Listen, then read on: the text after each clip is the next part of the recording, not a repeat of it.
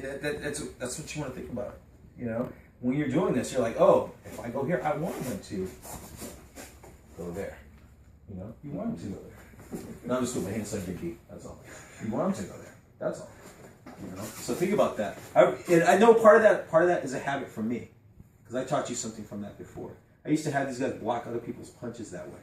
If I was here, Dan did come low. Boom, here. Right. If he came up high, boom, and he could go into something else.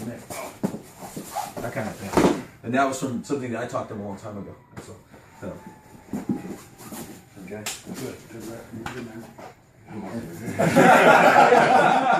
All right, so let's look at the other one that Jack had us do this isometric movement with our spines, where we were working on Zimpo Giri, but it was from the ground. So you're laying on the ground, kicking up. We're not gonna do that right now. Okay. You guys pretty much know how to kick, so this is good. The main thing he talked about with that was the idea of you see a lot of people kick and they kick like this. He was just saying, it's funny. There's a picture of what's his name? Yes, and he's like this. Ishizuka's like this.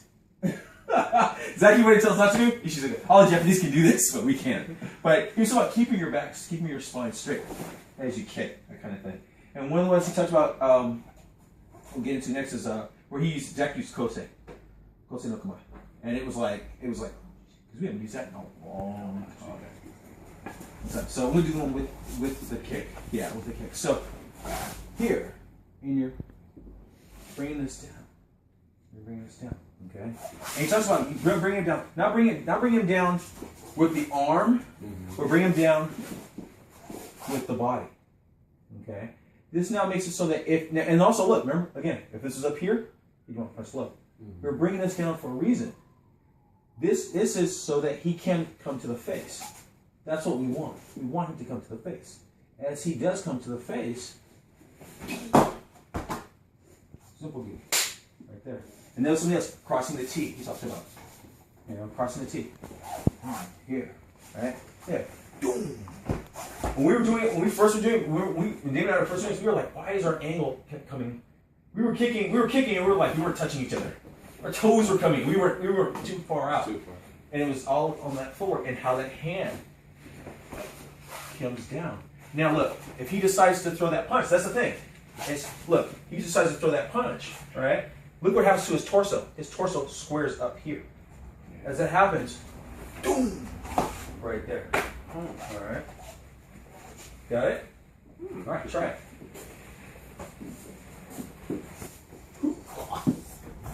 Yeah. That's interesting how you kick right as he twists his wrist. Mm-hmm.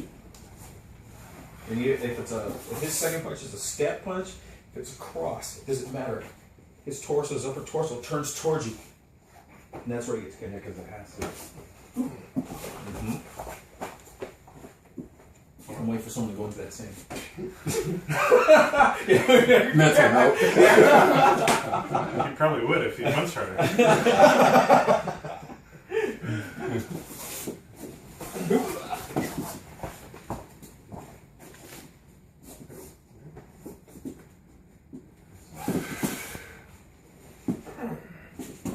Again, keep in mind also, he talked about not so much you're kicking him, more as like he's kicking, his chest is coming to your foot. So it's kind of running in. Yes. So the kick doesn't have to be a hard kick. The more harder he comes, the harder he comes for that punch, he's actually coming in, boom, and your foot just happens to be there. It's like running into a brick wall.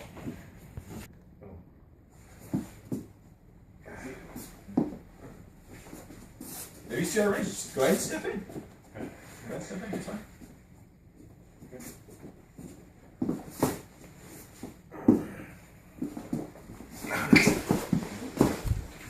Here, watch this. Watch this. I feel like Watch. putting too much effort. Yeah, watch.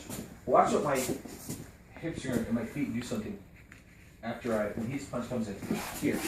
When he comes in, so I shifted my weight, the heel.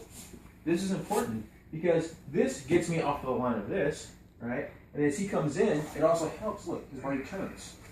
The kick is right there. Okay, it's right there. Okay.